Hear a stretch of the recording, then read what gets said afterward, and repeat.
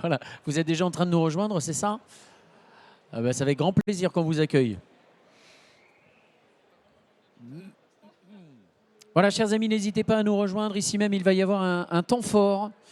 Temps fort avec le groupe Vive, groupe Up et Bleu Blanc Cœur. C'est bon, on peut y aller? Salut à toutes et... Ah bah non, c'est pas maintenant. On attend juste 2 secondes. Salut à toutes et salut à tous, j'espère que vous allez bien. Merci de nous rejoindre ici sur le stand E35, ici sur le Salon international de l'agriculture, édition 2025. Vous l'avez remarqué, plusieurs temps forts qui se déroulent depuis le début de cette semaine. Et nous allons maintenant en profiter pour faire ici même le retour d'un temps fort avec le groupe Vive, groupe Up et Bleu Blanc Cœur. Mettre en lumière les synergies et les visions communes entre 3 structures dans le domaine de la prévention et de l'alimentation santé pour tous. Bleu Blanc Cœur, groupe Up et le groupe Vive. Ils sont autour de cette table. Comment ça va, Vincent? Vincent Echduc, hein, c'est bien ça? Vincent Echduc, on te laisse prendre le micro. Alors on se tutoie très rapidement. Hein. Oui, bonjour. C'est comme ça sur le stand de Bleu Blanc Cœur. Vincent Echduc, responsable du Lab d'innovation sociale, hein, c'est ça, en santé du groupe Vive. Exactement. Tu vas nous réexpliquer un petit peu ce que c'est. Très bien. Et Bonjour. puis Valérie Raynor pour le groupe Up. Nous avons également la présence de Stéphanie Villeneuve, qui est ici en tant que présidente d'une association qui est l'association du bien produire et du bien manger, et qui va nous expliquer quels sont les fondements et l'intérêt d'être ici en tant que professionnel de santé dans la diététique. Et puis bien sûr, Nathalie Carroise, présidente de Bleu Blanc Cœur. Est-il besoin de la représenter?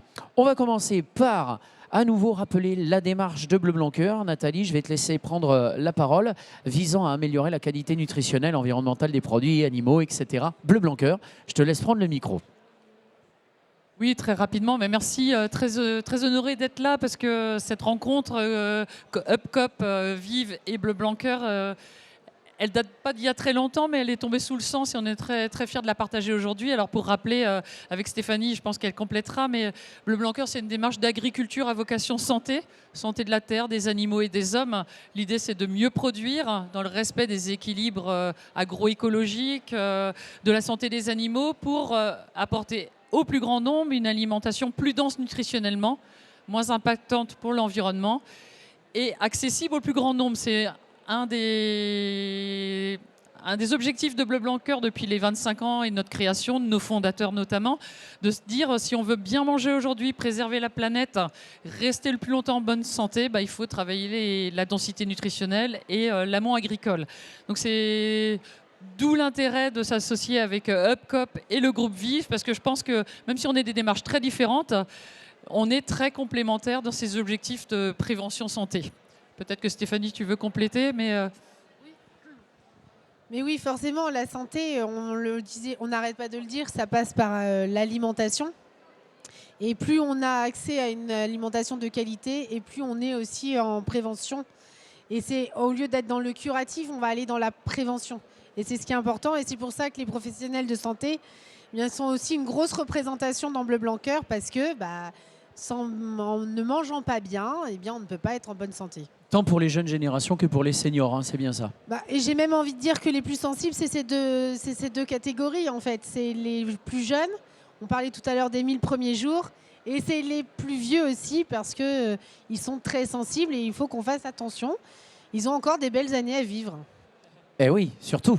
Vincent, on va te laisser la parole, Vincent Echduc. Donc tu vas nous rappeler un petit peu quels sont les fondements du groupe Vive et notamment des initiatives pour améliorer la santé, la résilience des systèmes de soins et notamment les enjeux de prévention santé par l'alimentation, avec une présentation bien sûr des initiatives menées à l'Arbizon qui est un établissement de soins. C'est bien ça. Et d'ailleurs, on salue les équipes de l'Arbizon. Bonjour. Bonjour à toutes et à tous. Vincent Echduc. J'ai la chance et la responsabilité de diriger le Lab d'innovation sociale en santé du groupe Vive. On a 2 missions, accompagner la transformation de nos métiers par l'innovation sociale et aller explorer l'alimentation comme déterminant de santé. Aujourd'hui, peut-être avant de raconter ce que le groupe Vive fait, en fait, il faut avoir une idée, un chiffre en tête, c'est qu'il n'y a rien de plus inégal que la santé. 20% de votre capital santé, c'est votre héritage génétique. Donc déjà, de base, on part de très loin. Et si on rajoute les 80% restants, ça va être des facteurs externes. Son environnement de travail, son environnement écologique, son environnement social, culturel, etc. ce qu'on va appeler les déterminants de santé. Et aujourd'hui, le groupe Vive travaille à rendre le droit à la santé accessible pour toutes et toutes sur tous les territoires. On va adresser les inégalités sociales de santé en mobilisant nos 3 métiers. Les activités plutôt historiques du groupe, à savoir les complémentaires santé. Grosso modo, on rembourse des soins et on travaille sur la prévention. Les activités autour de l'offre de soins et d'accompagnement, donc des établissements de soins. Et enfin, opérer des logements sociaux. Et en fait, ce qui fait justement le lien entre ces 3 métiers, c'est la volonté d'aller agir finalement sur ces déterminants de santé, notamment en s'impliquant sur la question du logement social. Et aujourd'hui, on est dirigé par une volonté, c'est de se dire comment est-ce qu'on va plus loin en agissant sur un nouveau déterminant de santé, celui de l'alimentation. En quelques chiffres, le groupe Vive, par exemple, aujourd'hui, sur l'offre de soins et d'accompagnement, c'est plus de 6 millions de bénéficiaires directs sur 1800 établissements de soins, dont plus de 700 qui vont avoir des besoins alimentaires très forts, notamment sur des parcours de soins qui vont aller de la crèche en passant par les EHPAD, les soins, les soins médicaux et réadaptation, donc d'une patientèle temps long. Un des enjeux qu'on a identifié aujourd'hui, c'était de se dire, est-ce qu'on est capable, dans le cadre législatif que représente Egalim, d'aller développer une alimentation qui va impacter positivement nos bénéficiaires, nos territoires, nos salariés et nos résidents. Et c'est ce que je vais vous présenter un petit peu après. Voilà. Merci beaucoup, Vincent. On te laisse et on te laisse la parole. Oui. Maintenant, on se tutoie, hein, tous ici, de toute façon, hein, sachez-le. On se tutoie une fois qu'on est arrivé sur le stand de Bleu Blanc Cœur. Valérie Raynor, on te laisse représenter le groupe UP. Tout à fait. Alors, juste pour présenter le groupe UP, c'est une entreprise coopérative et participative, entreprise à mission, dont l'engagement est de sensibiliser à l'ensemble de ses bénéficiaires et de permettre l'accès à une consommation plus responsable, une alimentation plus durable, puisque dans notre produit, nous avons le titre restaurant, le UP déjeuner, qui date de 1964. Et effectivement, l'engagement fort, c'est de permettre, à travers l'utilisation de nos titres, à nos bénéficiaires d'aller vers une consommation plus maîtrisée et d'en connaître aussi les bienfaits, puisqu'on sait directement que ça peut avoir un impact sur le travail, mais aussi sur la santé du salarié ou du bénéficiaire. Merci beaucoup. Tu vas garder le micro. Oui. Les objectifs des 3 structures ici même représentées, qu'est-ce qu'elles ont en commun? Par exemple, favoriser l'accès à une alimentation de qualité en restauration collective, soutenir l'approvisionnement en produits de qualité, etc. On te laisse présenter tes fondements notamment. Oui. Alors c'est vrai que UpCoop est une entreprise de l'économie sociale et solidaire, et c'est vrai que l'alimentation durable est un enjeu fort porté par l'ensemble des acteurs de l'économie sociale et solidaire. On est partenaire de Bleu Blanc Cœur depuis 2012. Plus récemment, effectivement, on a des partenariats avec le groupe Vive, mais également Biocoop. Ça nous semble très intéressant, et c'est aussi un enjeu de santé publique à travers justement l'utilisation, comme je le disais, de nos produits, de permettre l'accès à de l'information aux bénéficiaires sur les bienfaits que l'alimentation peut avoir. Sur les sujets, c'est vrai qu'on a également pu délivrer des informations, on réalise des podcasts, on essaye de sensibiliser. On ne veut pas être l'utilisateur à travers le titre restaurant. Il fait ce qu'il veut. S'il veut aller faire le choix d'aller dans de la junk food, on ne veut pas en tout cas le guider, mais on a comme mission, et il nous semble important de pouvoir lui donner de l'information qui permet de lui dire qu'il peut aussi faire le choix d'aller vers des restaurations de qualité, ou en tout cas en maîtriser l'approvisionnement, la qualité, la quantité aussi qu'il va avoir de produits et qu'il va pouvoir déguster dans son assiette. Après, c'est vrai qu'on a aussi travaillé sur des livrets d'alimentation durable que le groupe Vive nous a accompagnés. On travaille aussi avec Bleu Blanc Cœur à délivrer pas mal d'informations tout au long de l'année, et il nous semble effectivement intéressant de continuer à perdurer, à éveiller les consciences, susciter l'intérêt autour de cet enjeu qui est l'alimentation durable. Merci beaucoup. Vincent, les objectifs? Désolé, je vois des gens qui sont en train de prendre des photos. Non, je t'en prie, je t'en prie. Mets bien le micro près de la bouche. Bien le micro près de la bouche qu'on t'entende. Ouais.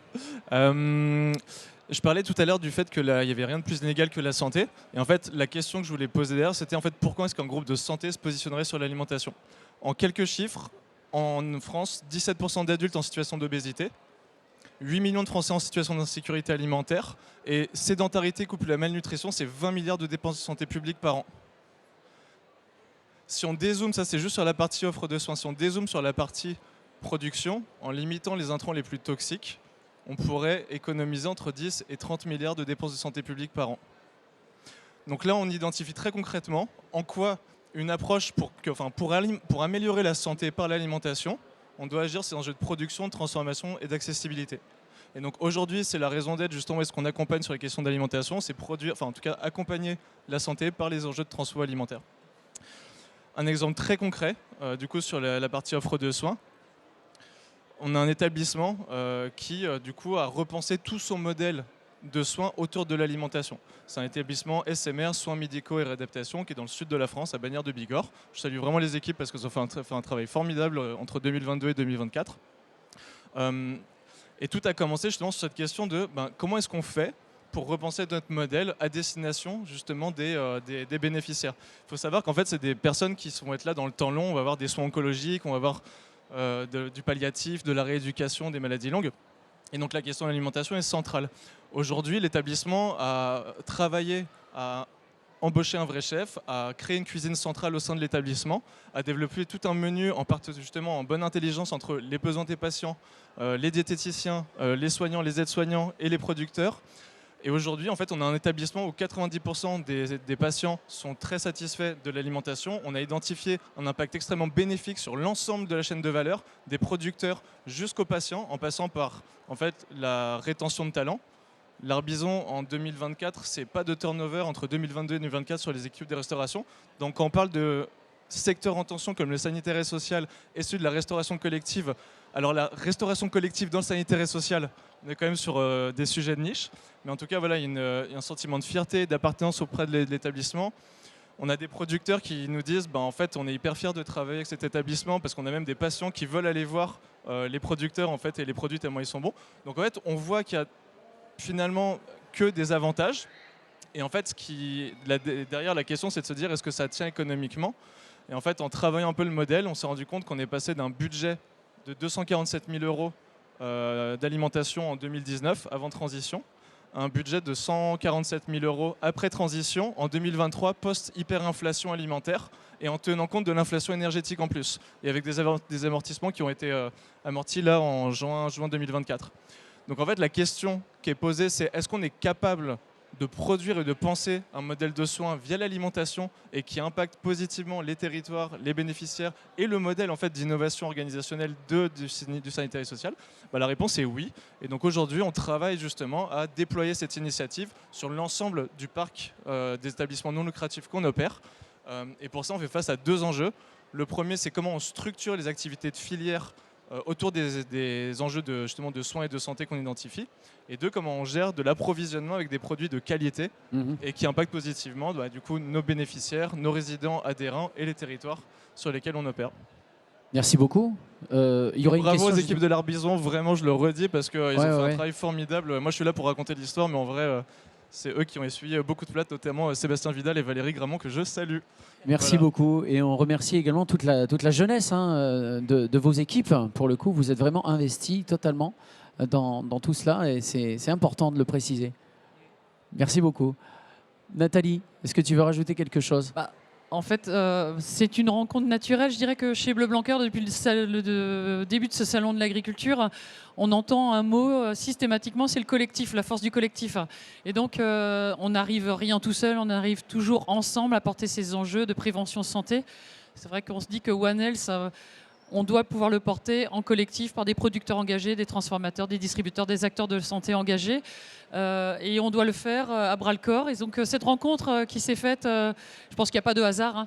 Par UpCop, on a ce partenariat. On s'est aussi rencontré avec Florian et Stéphanie, parce qu'on est membre de la Convention des entreprises pour le climat. Et puis du coup, en quelques semaines, on s'est rencontrés. Moi, j'ai eu écho de cette étude à l'Art Bison qu'on a partagée. Et je me suis dit, ça résonne, mais ça résonne très fortement, à la fois sur les enjeux de mieux produire et de prévention santé.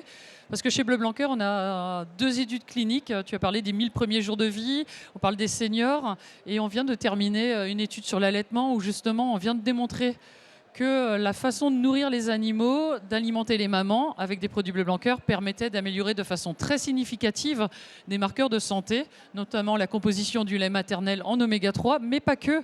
Parce que c'est ça la magie de l'alimentation, on n'est pas dans de l'enrichissement du médicament, parce que les économies que vous avez faites, c'est de la substitution de compléments alimentaires par des des produits alimentaires bruts. Et donc c'est ça qui est magique, c'est ces résultats qu'on a eus sur l'étude lait maternel. On a vu un enrichissement très significatif en oméga 3 du lait maternel, mais on a aussi vu évoluer la composition, le profil le anti-inflammatoire, les protéines de l'immunité. On a vu aussi le microbiote du bébé évoluer positivement, donc c'est la magie de l'alimentation. Et on est aussi en train de mener en ce moment avec le CHU de Rennes, l'INRAE, le CNRS, une étude sur des personnes âgées en EHPAD, où l'idée c'est de voir si effectivement l'alimentation bleu-blanc-cœur peut faire partie des soins en prévention pour rester le plus longtemps possible en bonne santé. Ce qu'on a pu mesurer dans cette étude qui est en cours, c'est que le statut nutritionnel des résidents en EHPAD, au démarrage de l'étude, tout groupe confondu, était excessivement bas. Ça veut dire qu'ils avaient... c'était une population très à risque par rapport aux maladies inflammatoires et donc une résistance très faible pour justement rester en bonne santé très longtemps. Et donc forcément, le travail du groupe UP, le travail que vous avez fait niveau groupe Vive, ça donne envie de mettre en commun le meilleur, l'excellence des agriculteurs, l'excellence des professionnels de la santé, des professionnels de la restauration. Et je dirais que si on peut converger sur de la consolidation de données scientifiques pour l'avenir, mais aussi travailler à l'approvisionnement de produits de qualité du territoire avec ces obligations de résultats mesurables en termes d'empreinte ou d'empreinte nutritionnelle, ça donne envie d'avancer et de travailler ensemble. Je vais passer la parole à Stéphanie parce que je pense qu'elle va vouloir commenter aussi. Oui, parce que en même temps que j'écoutais Vincent parler, j'avais l'impression qu'il était en train de, de parler de nos communautés, en fait. Parce qu'on parlait tout à l'heure, c'est de la naissance jusqu'à la mort. Mais nous, c'est aussi du champ à l'assiette, en fait. Et les communautés de Bleu-Blanc-Cœur, on parle effectivement de prévention. Et c'est de savoir ce que les uns les autres ont fait. Et les consommateurs veulent savoir ce qu'ils mettent dans leur assiette. Nous, les professionnels de santé, on a besoin de savoir ce qu'on va proposer, ce qu'on conseille. Et le fait d'avoir ce lien avec les producteurs en amont, c'est quelque chose d'extraordinaire. Et on peut avoir effectivement une offre beaucoup plus diversifiée et accessible. Parce qu'aujourd'hui, la précarité alimentaire, c'est une réalité. Et ça entraîne aussi d'autres problèmes de santé. Et c'est vraiment... la santé publique qui est en jeu. Et c'est pas pour rien que Bleu-Blanc-Cœur s'engage avec vos démarches. Vous êtes issus tous d'univers complètement différents. Cependant, on est tous des consommateurs. Aujourd'hui, on réfléchit tous ensemble à créer et à porter des projets. Quels seraient ces projets, justement, ces initiatives à mettre en place? Qui souhaite prendre la parole en premier? Pas forcément Nathalie, hein. Au contraire, oui. Vincent ou Valérie? Allez, vas-y Vincent. Ce que je trouverais hyper intéressant, c'est de dire, je pense qu'on est hyper lié sur la question de la santé environnementale. De dire, aujourd'hui, si on veut agir sur la santé des êtres humains, on ne peut pas le faire sans avoir un impact sur la santé environnementale et celle de la biodiversité. Aujourd'hui, quand on voit la question de l'alimentation avec le prisme du soin et de la santé, ce qui est intéressant, c'est qu'on fait face à une forte demande partout en France. Et aujourd'hui, dans le contexte actuel, avec la question d'Egalim et les enjeux, les objectifs législatifs sur lesquels on s'engage, on va avoir un besoin justement de travailler sur cette structuration des filières. Et donc aujourd'hui, ce que j'identifie vraiment, c'est ce lien entre les recherches entamées par Bleu-Blanc-Cœur et la qualité des productions et ce qu'on cherche avec notre infrastructure de soins et de se dire qu'est-ce qu'on pourrait imaginer comme modèle demain qui continue à améliorer la santé de nos résidents, patients, adhérents et territoires. Je pense que ça, c'est une mission commune qu'on se donne, qui est hyper intéressante à porter et du coup, sur laquelle je serais ravi de continuer à avancer de la fourche à la fourchette et de la crèche à la fin de vie. Voilà. Super. Voilà. Valérie? Oui, alors nous, c'est vrai qu'on a pu lancer le programme Agir Ensemble. On parlait de collectif tout à l'heure, mais c'est vraiment ça, hein. C'est vrai que ce programme a pour vocation de sensibiliser, mobiliser nos clients, nos bénéficiaires, nos prestataires, nos partenaires parties prenantes, pardon, et de s'inscrire pour leur délivrer une information. Je peux donner un exemple. À travers ce programme Agir Ensemble, on a dernièrement mis en place un filtre de consommation responsable qui permet aux bénéficiaires, en activant ce filtre, de leur donner en fait une liste de lieux qui acceptent les titres, mais qui sont ciblés consommation responsable. Donc ça leur permet effectivement de les guider. Et comme on le disait tout à l'heure, c'est vrai qu'aujourd'hui, on atteint un tas d'informations en tant que consommateur, circuits courts, produits bio, direct du consommateur, produits de saison. On ne sait plus effectivement ce qu'on doit choisir ou ce qu'on doit faire ou ce qu'on doit acheter. Et puis, il y a aussi cette augmentation, ce pouvoir d'achat qui ne cesse de diminuer. Donc c'est vrai qu'il y a, pour nous, on a 1 million d'utilisateurs au quotidien en France qui utilisent nos titres. Il nous semble, c'est un véritable engagement et un enjeu. Et d'y aller de façon collective, ensemble, effectivement, on aura plus de voix pour faire porter et délivrer une information la plus claire possible. En tout cas, pour essayer de guider les choix et les meilleurs choix par rapport à notre santé à travers l'alimentation. Merci Valérie. Nathalie? Oui, moi, ce qui me plaît dans ce partenariat, c'est qu'on est dans de la prévention et dans de l'économie de la santé. Et je pense qu'on réussira quand on aura prouvé qu'investir un tout petit peu en amont dans les chaînes alimentaires, dans les modes de production agricole, dans la rémunération des éleveurs à bien produire, ça peut avoir des impacts très positifs sur l'économie de la santé, c'est-à-dire cette logique de prévention santé. La démonstration à l'Arbizon est vraiment significative, presque trop belle pour presque être... Elle est vraiment très belle, elle est vraiment impressionnante.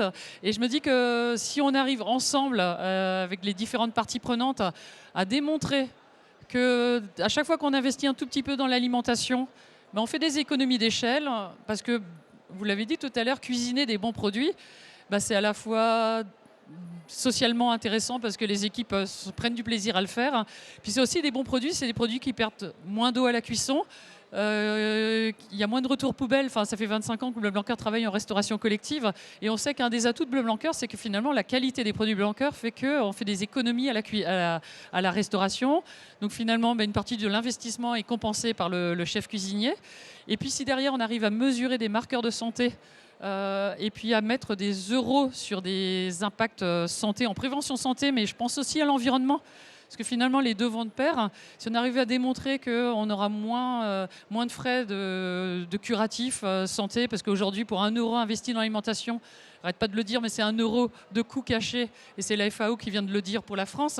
On a justement, je dirais, un boulevard devant nous qui sera à la fois, on est au Salon de l'Agriculture, donc je pense un vrai révélateur de l'intérêt que les agriculteurs deviennent des acteurs de santé publique, et ensemble, on va pouvoir le démontrer. Donc, et puis moi j'ai envie aussi que si c'est possible, on travaille sur la logique d'approvisionnement, mais aussi sur la construction de nouvelles données scientifiques, des cohortes, prouver, mesurer et objectiver tout ce travail-là ensemble. Donc un beau programme.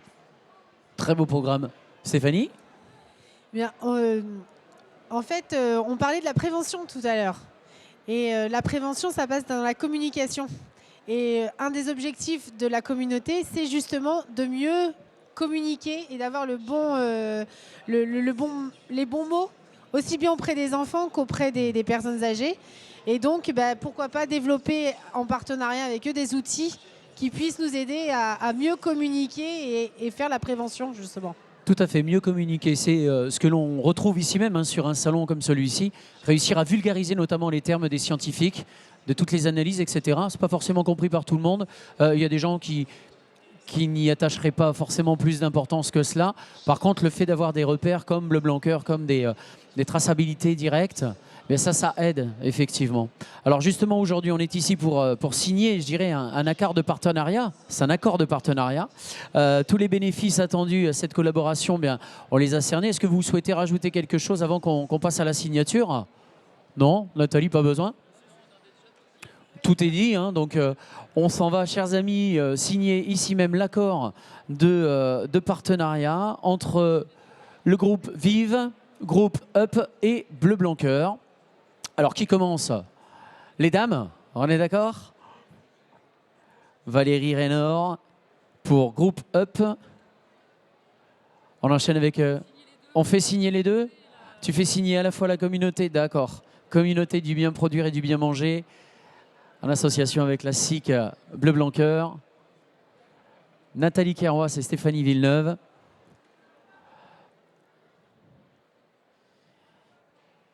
Et Vincent, c'est à toi maintenant pour le groupe Vive. En direct, ici la signature d'un accord de partenariat entre le groupe Vive, groupe Up et Bleu Blanc Cœur. On peut les applaudir très fort, mesdames et messieurs. Une petite photo. Voilà, on se rapproche. Et vous l'avez compris, c'est ainsi que se termine ce temps fort. On vous donne rendez-vous pour d'autres tables rondes et d'autres temps forts durant cette journée. Tout à l'heure, eh bien, ce seront notamment les 10 ans des communautés qui seront fêtées ici même en table ronde. Merci beaucoup. À tout à l'heure pour le prochain rendez-vous. Merci beaucoup.